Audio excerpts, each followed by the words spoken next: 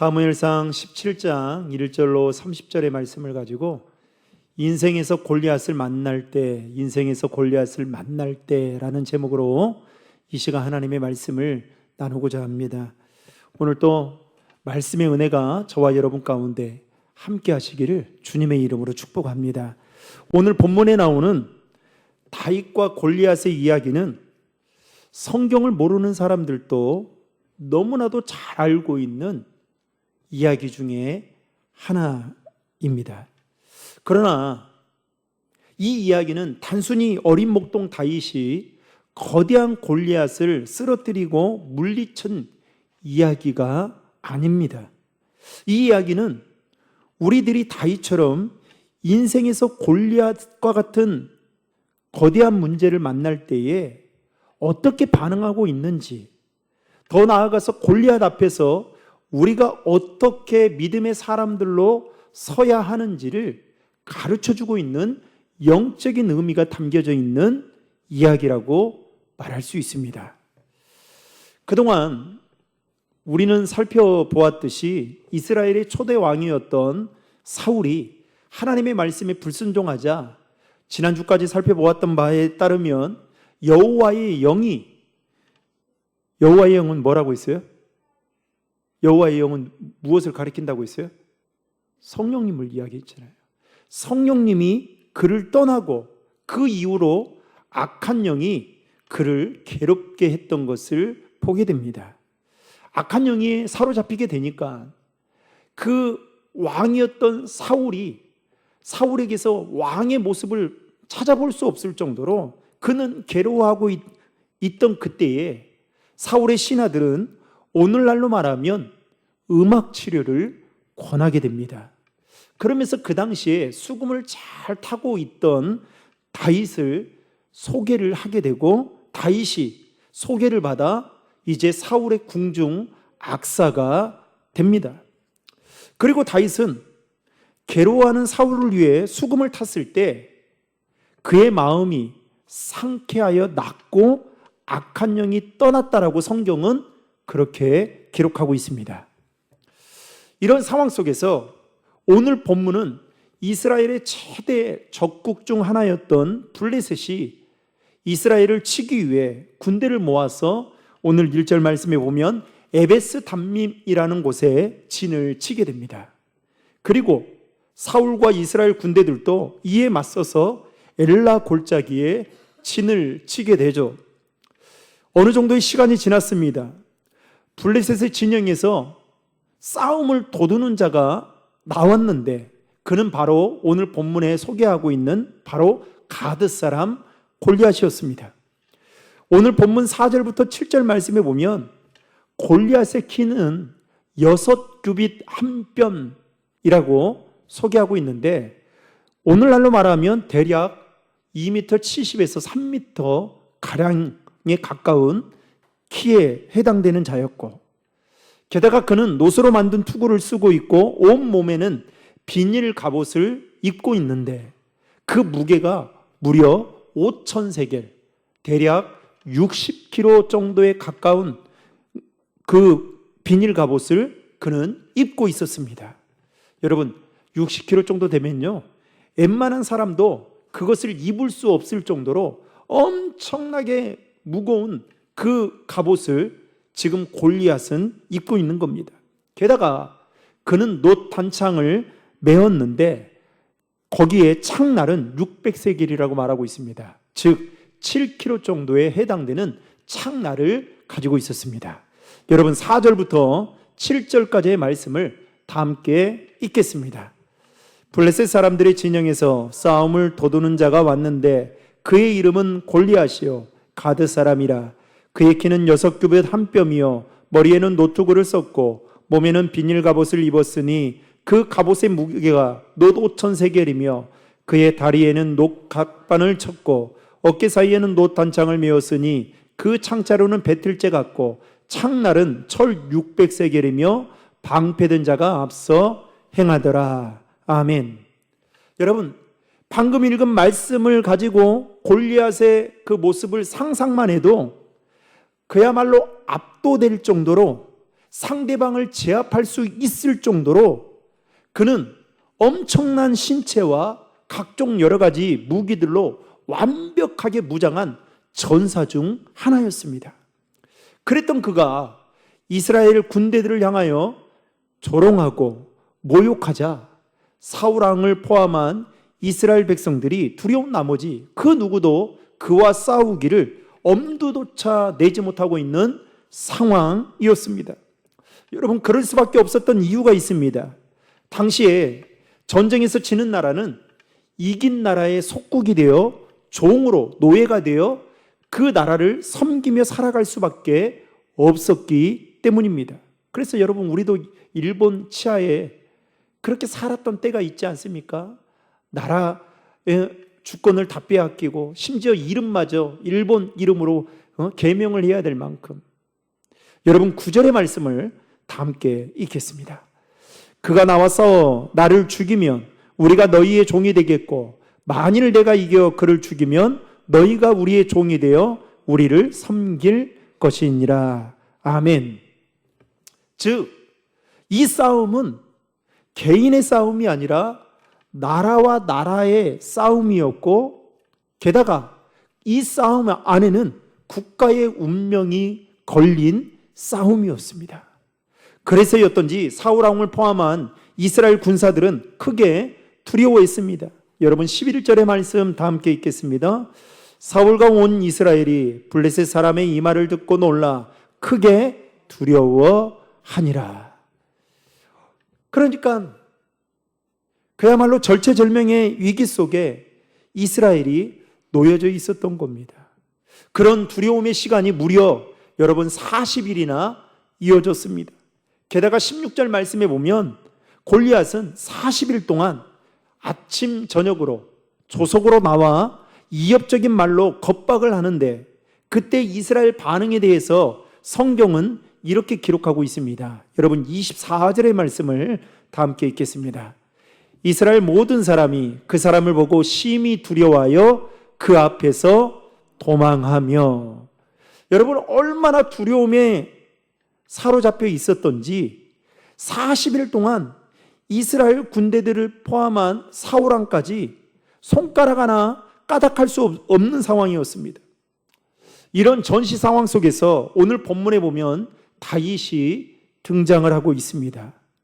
다윗의 아버지 이새는 양을 치던 막내 아들 다윗을 불러 전쟁에 나간 자신의 형, 세 형을 위해 엘리아답과 아비나답과 그리고 삼마를 위해서 볶음곡식과 그리고 빵을 가져다 주면서 형들이 잘 있는지 안부를 묻고, 그리고 잘 있다라는 그 증거물을 가지고 오라는 심부름을 받게 됩니다. 그리고 다윗은 아침 일찍 일어나 아버지의 명령에 순종하기 위하여 길을 떠나게 됩니다. 그리고 다윗이 형들이 있는 그 전장에 도착했을 때 때마침 골리앗이 나와서 싸우자라고 고함을 고래고래 치면서 이스라엘과 하나님의 군대를 모욕하는 소리를 듣게 됩니다. 그때 다윗의 반응이 오늘 본문 26절 말씀에 기록하고 있는데요. 26절의 말씀을 다 함께 읽겠습니다. 다윗이 곁에 서 있는 사람들에게 말하여 이르되 이 블레셋 사람을 죽여 이스라엘의 치욕을 제거하는 사람에게는 어떠한 대우를 하겠느냐? 이 할례받지 않은 블레셋 사람이 누구이기에 살아계시는 하나님의 군대를 모욕하겠느냐? 저는 제가 다윗의 입장이 되어서 한번 생각해 봤어요. 여러분, 지금 자신의 형들이 전쟁에 나가 있습니다. 걱정이 될 만하겠죠. 다윗은 이새의 8번째 아들입니다. 여러분, 4번째 아들도 있고 5번째 아들도 있고 6번째 아들도 있고 7번째 아들도 있어요. 다윗 앞에 대신 나갈 만한 형들이 있었어요. 그런데 아버지가 대뜸 부르더니, 양을 치고 있던 다윗을 부르더니 심부름을 시키는 겁니다. 그것도 아버지 입장에서는 네가 막내니까. 그런데 여러분 한번 생각해 보십시오. 여러분에게 있어서 막내, 자녀들 중에 막내들이 있잖아요. 막내는 어때요? 제가 보니까요, 90세 된 할머니가, 어머니가 70세 된 아들 막내인데도 어떻게 해요? 아가라고 부르더라고요. 밥을 먹고 다니는데도 불구하고 항상 밥을 먹고 다니는지 길은 다니는지 걱정하더라고요. 여러분, 막내는 아무리 똘방지고 똑똑하고 눈치도 빨라도 막내예요. 그러면 여러분들 같으면 심부름을 누굴 시키겠습니까? 우리 민 장로님 2 자녀 있는데 동준 형제 시키겠어요? 우리 박 장로님 동현 형제 시키겠습니까? 생각을 아마 해본단 말이죠. 저 같으면 막내 입장에서 아버지 잠깐만요. 이건 좀 아니지 않습니까? 아니 4번째 형도 있고 5번째 형도 있고 6번째 형도 있고 7번째 형도 있고 그러는데 저한테 먹을 것도 사주도 않으면서 아니 저를 먼저 나가라고요? 아니 저는 안 되겠어요. 저는 못 나가요. 아니면 이런 말을 할 자신이 없으면 어떻게 했느냐? 심부름 가는 척 하다가 저는 오락실에 가든가 아니면 다른 데로 쑥 빠졌을 거단 말이에요. 그리고 간 흉내를 내든가 아니면 아버지가 준 그 형들에게 갖다 주라는 음식물 어느 곳에 가서 다 혼자 먹고 시간 보내다가 그래 왔을 거단 말이죠. 그런데 다윗은 어떻게 해요? 아침 일찍 일어나 아버지의 심부름을 위해 길을 떠났다라고 성경은 말하고 있습니다. 다윗의 입장에서 보면 그 마음뿐만 아니라 이런 생각도 들었을 거단 말이죠. 아니 나를 8명의 아들 중에 나를 얼마나 하찮게 생각하면 이렇게 보내는 건가? 좀 더 나쁘게 생각하면 이랬을 야 8명의 아들 중에 너는 없어도 괜찮은 존재야. 이렇게까지 비관적으로 생각하지 않았을까요? 그런데도 불구하고 다윗은 아버지의 심부름을 위해 길을 떠나게 됩니다. 그리고 골리앗이 으르렁거리며 이스라엘을 모욕하고 조롱하는 말들을 듣게 되자 그는 골리앗 앞에서 하나님의 백성들이 벌벌 떨고 있는 것에 대해 분노해 합니다. 그의 분노는 단순히 감정적인 분노가 아니라 하나님의 백성들이 모욕을 당하고 있다라는, 그리고 하나님의 이름이 그를 통해 땅에 떨어지고 있는 것에 대한 영적인 분노였습니다. 그래서 다윗은 골리앗과 싸우기로 마음을 먹었던 것입니다. 그때 당시 사울은 3가지의 상금을 걸고 골리앗과 싸움을 할 사람을 모집했습니다. 여러분 25절의 말씀을 다 함께 읽겠습니다. 이스라엘 사람들이 이르되 너희가 이 올라온 사람을 보았느냐? 참으로 이스라엘을 모욕하러 왔도다. 그를 죽이는 사람은 왕이 많은 제물로 부하게 하고 그의 딸을 그에게 주고 그 아버지의 집을 이스라엘 중에서 세금을 면제하게 하시리라. 아멘. 사울이 골리앗과 싸움을 할 사람을 모집하면서 3가지의 상금을 거는데 첫 번째는 뭘 준다는 겁니까? 많은 재물을 주겠다라는 겁니다. 그리고 2번째는 자신의 딸을 주어서 왕의 사위로 삼겠다라는 것입니다. 그리고 3번째는 모든 세금으로부터 면제를 받을 수 있게 해주겠다라는 것이었습니다. 여러분 얼마나 그럴싸합니까? 그런데 놀랍게도 아무도 나서서 자원하는 사람이 없었습니다. 바로 그때 다윗이 나서게 됩니다. 다윗의 모습에 그의 큰 형이었던 엘리압은 다윗을 비난합니다. 네가 양치기 주제에 왜 이곳에 왔느냐며 혹시 구경하러 온 것이 아니냐고 하면서 다윗을 무시하고 업신여깁니다. 그 말에 다윗은 화가 날 만도 한데 자신의 감정을 잘 조절하고 지혜롭게 대처하는 것을 볼 수 있습니다. 여러분, 만약에 다윗이 골리앗과의 싸움에서 져서 목숨을 잃게 된다면 어떻게 되는 걸까요? 졸지에 이스라엘은 블레셋이라는 나라의 속국이 되어 종으로 살아갈 수밖에 없었습니다. 그리고 그의 가문은 다윗으로 인해서 엄청난 비난과 그리고 질책을 받게 되었을 것입니다. 아니, 네가 무슨 영웅심이 있어서 거기에 자원해서 나간다고 했느냐라고 하면서 그냥 다윗의 아버지 이새에게 엄청나게 비난과 질책을 쏟아 부었을 것입니다. 더욱이 다윗은 죽음으로 말미암아 사울 왕이 제시한 그 포상금도 받지 못하고 그의 운명은 젊은 나이에 끝이 나고 말았을 것입니다. 여러분, 그럼에도 불구하고 다윗이 골리앗과 싸우려고 했던 그 이유가 무엇 때문이었을까요? 남을 의식하는 마음 때문이었을까요? 아니면 영웅심 때문이었을까요? 아니면 사울 왕이 제안한 그 포상금에 눈이 멀어 싸움을 하려고 했던 것일까요? 다윗이 골리앗과 싸우려고 했던 것은 하나님의 군대를 모욕하고 하나님의 이름이 땅에 떨어지는 것에 대한 영적인 분노가 그의 마음 안에 있었기 때문입니다. 다시 말해 다윗은 하나님의 영광을 위해 싸우고자, 골리앗과 싸우고자 했다라는 것입니다. 여러분, 우리가 젊을 때 이렇게 학교 다닐 때 이렇게 괴롭히는 애들이 막 있잖아요. 그런데 괴롭힐 때는 맞습니다. 맞다가 그냥 때리기만 하면 괜찮을 텐데 어떻게 해요? 막 그 쌍스러운 욕과 함께 정말 생전 듣도 들어보지도 못한 그런 막 말들을 하는 거예요. 그러다가 그때까지는 그래도 참아야겠다라고 생각을 하는데 어느 순간 패드립을 하는 겁니다. 그러면 여러분 어떻게 돼요? 그때는 참을 수 없는 거죠. 그냥 눈이 돌아가는 겁니다. 그래서 어떻게 해요? 그래, 너 죽고 나 죽자. 아무리 친하더라고 할지라도, 가깝더라고 할지라도 부모님에 대한 욕을 한다는 것은 이게 상상도 할 수 없는 거죠. 여러분, 다윗에게는 자신의 영적인 아버지가 이 골리앗이라는 이방인인 골리앗이라는 사람을 통해 모욕을 당하고 조롱을 당하고 그리고 하나님의 그 권세 있는 이름이 땅에 떨어지는 것에 대한 그 이야기를 들으니까 그의 마음 안에 그 영적인 분노가 솟아오르게 되었던 것입니다.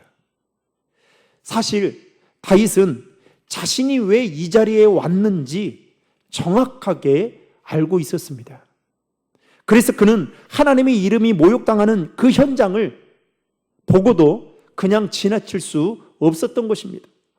여러분, 다윗이 만약에 그 현장에 온 이유를, 영적인 이유를 알지 못했다면 여러분 어떻게 됐을까요? 저는 이렇게 생각했을 것 같아요. 그냥 형들에게 아버지 심부름대로 음식물 잘 주고 증거물을 받아서 왔을 거예요. 그리고 골리앗이 짖든 안 짖든 아무 상관하지 않고 이스라엘 백성들이 두려워 떨든 말든 그것은 나와 상관없다라고 생각하고 그는 아버지의 심부름만 하고 마치고 돌아왔을 거라고 생각합니다. 그런데 다윗은 그러지 않았어요. 자신이 왜 이 자리에 왔는지 그 이유를 알고 있었던 것입니다. 더욱이 하나님의 이름이 골리앗에 의해 모욕당하는 그 현장을 보고 그는 그냥 지나칠 수가 없었던 것입니다. 여러분, 오늘 말씀을 살펴보면서 우리는 인생을 살아가면서 우리를 불안하게 하고 두려움 속에 빠뜨리게 할 만한 골리앗과 같은 문제들을 만나게 됩니다. 그렇다면 여러분에게 있어서 골리앗은 무엇입니까? 어떤 분에게 있어서는 재정적인 문제가 골리앗처럼 느껴질 것입니다. 또 어떤 분에게 있어서는 관계적인 문제나 건강의 문제가 골리앗처럼 느껴질 수 있을 것입니다. 또 어떤 분에게는 자녀 교육이나 아니면 직장이나 미래에 대한 불안이 골리앗이라고 생각하는 분들도 있을 것입니다. 이러한 문제들은 우리의 믿음을 여러분 시험합니다. 그리고 우리에게 불안과 두려움을 심어줍니다. 특별히 불안과 두려움은 여러분 사단이 쓰는 최고의 전략 중에 하나이기도 합니다. 예배를 드리는데도 불안을 하게 만들어요. 기도하는데도 두려움을 심어줍니다. 사단은 믿는 성도들에게 불안과 두려움을 심어주어서 우리로 하여금 어떠한 일에 도전조차, 믿음의 모험조차 하지 못하게 만들어버립니다. 선교 가면 죽는 것처럼 아는 거예요. 가보면 그렇지 않은데. 또 믿음으로 나아가는 그 발걸음을 어떻게 해요? 멈추게 만들어버립니다. 더욱이 인생의 골리앗과 같은 그 문제들이 우리의 마음을 불안하게 만들고 두려움을 주어서 여러분, 문제를 해결할 수 있는 그 하나님을 온전하게 바라보지 못하게 만든다는 사실입니다. 그래서 우리 안에 불안과 여러분 두려움이 있을 때에 어떻게 해야 되느냐? 기도하셔야 돼요. 그런 점에 있어서 다윗이 여러분 어린 목동인데도 불구하고 훌륭했던 점은 무엇이냐? 골리앗을 바라보았던 것이 아니라 하나님을 바라보았다는 것입니다. 사랑하는 성도 여러분, 여러분은 인생에서 골리앗과 같은 그 문제를 만날 때에 어떻게 행동하고 계십니까? 지금 내 앞에 일어난 그 상황을 크게 바라보고 내 힘으로 해결하려고 하지는 않습니까? 아니면 문제 너머에 계신 그 하나님을 더 크게 바라보고 계십니까? 다윗이 골리앗을 쓰러뜨릴 수 있었던 것은 그가 특별해서가 아닙니다. 그는 싸움의 경험도 골리앗보다 적었습니다. 무기도 체력도 골리앗에 비하면 3발의 피였습니다. 그러나 그는 골리앗이 가지고 있지 않았던 그 무언가를 가지고 있었습니다. 그것은 바로 하나님을 향한 믿음이었습니다. 여러분 45절의 말씀을 다 함께 읽겠습니다. 다윗이 블레셋 사람에게 이르되 너는 칼과 창과 단창으로 내게 나아오거니와 나는 만군의 여호와의 이름 곧 내가 모욕하는 이스라엘 군대의 하나님의 이름으로 내게 나아가노라. 아멘. 여러분, 오늘 우리가 사는 이 세상은 우리에게 칼을 가져야 된다, 단창을 가져야 된다, 그리고 창을 가져야 된다 라고 유혹합니다. 그것들이 우리의 삶을 윤택하게 만들고 우리의 삶을 편안하게 만들고 우리에게 큰 행복을 가져다 준다라고 이야기합니다. 그러나 여러분, 하나님은 그렇지 않습니다. 하나님은 내 이름에 권세가 있다라는 것을 우리에게 말씀하시면서 다윗이 가졌던 그 이름, 하나님의 이름으로 내가 나아가노라 라는 이 믿음을 하나님은 저와 여러분들이 동일하게 갖기를 원하십니다. 왜 그럴까요? 그 이름 안에 승리가 있기 때문에 그렇습니다. 승리는 바로 예수 그리스도의 이름으로부터 시작되기 때문에 그렇습니다. 그리고 그 믿음은 하나님을 바라보는 시선으로에서부터 시작된다는 사실을 여러분 꼭 기억하시기를 바랍니다. 그래서 여러분, 조금 저도 우리 세 자녀가 있지만 하나님 앞에 늘 기도하는 게 있어요. 하나님, 이 아이들이 살아가면서 그냥 이 아이들 하루 세 끼 밥 먹는 것만으로 만족하며 자기들 그냥 배 채우는 것에 만족하며 살아가는 인생이 아니라 주변의 사람들에게 도움을 줄 수 있는 그런 사람들로 살아가게 해주십시오. 늘 빠지지 않고 기도하거든요. 그래서 남에게 도움받는 인생이 아니라 도움을 주는 인생으로 살게 해주십시오. 그렇게 늘 기도합니다. 그런데 여러분, 그렇게 하기 위해서 애들을 뭐 학원에 돌리고 뭐하고 세상 사람들이 하는 거 다 시킨다고 해서 여러분, 그 아이의 인생이 그렇게 바뀝니까? 그렇지 않아요. 정말 우리가 이 골리앗과 같은 세상 속에서 아이들이 골리앗과 마주할 때에 그들이 담대하게 싸울 수 있는 것은 여러분 예수의 이름이 있다는 사실을 기억하시길 바랍니다. 그래서 그 예수 이름을 아이들에게 알려야 돼요. 아이들에게 심어줘야 됩니다. 시편 기자는요, 시편 56편 3절과 4절에 이렇게 고백하고 있습니다. 같이 읽겠습니다. 내가 두려워하는 날에는 내가 주를 의지하리이다. 내가 하나님을 의지하고 그 말씀을 찬송하올지이다. 내가 하나님을 의지하였은즉 두려워하지 아니하리니 혈육을 가진 사람이 내게 어찌 하리이까. 아멘. 여러분, 방금 읽었던 시편 기자의 고백처럼 우리는 두려운 상황 속에서도 하나님을 의지할 수 있는 믿음이 우리 안에 있어야 됩니다. 그 믿음이 있을 때에 두려움이 우리 마음 안에서 사라지게 되면서 담대함이 여러분 그 안에서 나오게 될 줄로 믿으시기 바랍니다. 그래서 진짜 믿음 있는 사람은요, 여러분 두려움 속에서도 두려워하지 아니하고 주님을 더 의지하고 찾게 된다는 것입니다. 사랑하는 성도 여러분, 우리가 인생을 살다 보면 골리앗을 만나게 됩니다. 골리앗을 만나게 되고 골리앗을 보게 되면 두려움이 밀려올 수밖에 없죠. 그러나 여호와 하나님을 의지하고 바라보게 되면 우리 안에 두려움은 사라지게 되면서 담대한 용기가 생겨나게 되는 것입니다. 우리 인생의 성패는 내 능력에 달려 있는 것이 아니라 하나님께 달려 있습니다. 그리고 그 하나님은 인류 역사의 주권자 되시고 오늘도 살아계셔서 우리와 함께 하시는 줄로 믿으시기 바랍니다.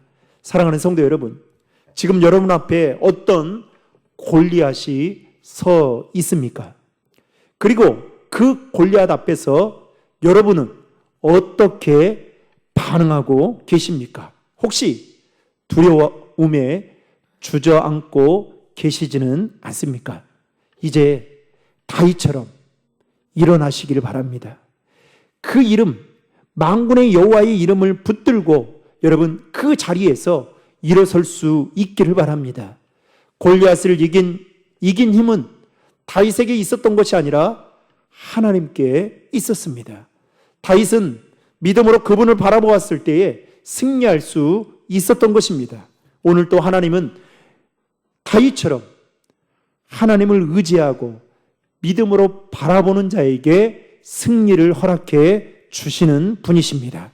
골리앗보다 더 크신 하나님을 믿음으로 바라보며 살아가는 우리 신도림 중앙의 모든 성도님들 되시기를 주님의 이름으로 축원합니다.